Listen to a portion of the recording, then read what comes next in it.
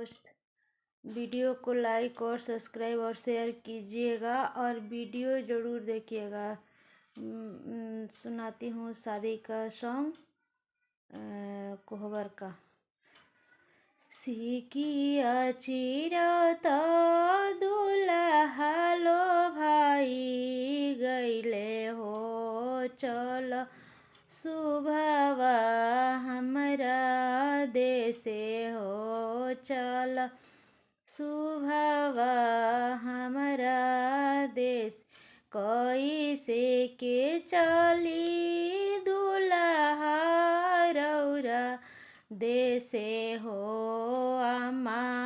बिनु हमारा कैसे हो पापा बिनु हमारा भी कैसे मचिया बैठल हमारा आमा के देखिया हो अपनी आमा के बिसारी देहूँ हो अपनी आमा के बिसारी दुआरा बैठल हमारा पापा के देखिया हो अपन पापा के बिसारी दिहा हो अपन पापा के बिसारी दिहा हो सिकिया चिरता दुल्हा लो भाई गईले हो चल सुभवा हमरा देशे हो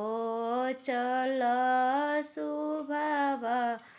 हमरा देशे हो कैसे के चली प्रभु जी रौरा देशे हो चाची बिनु हमर हबी कैसे हो चाचा बिनु हमारो हबी कैसे किचन बैठल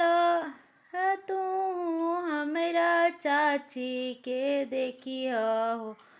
अपन चाची के बिसारी देहूँ हो अपन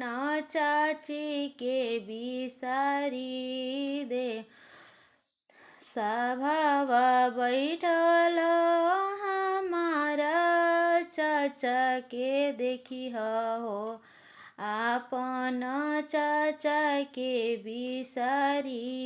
दिहा हो अपन सिकिया चिरता दुल्हा लो भाई गईले हो चल सुभवा हमरा देशे हो चल सुभवा हमरा कैसे के चली प्रभु जी रौरा देशे हो भाभी बिनु हमारा कैसे हो भैया बिनु हमारा हबी कैसे अरे आगाना में देखिया हमारा दीदी देखिया हो दुआ अराप हमार भैया के देखिया हो अपन भैया बीबी सारी दिहा हो।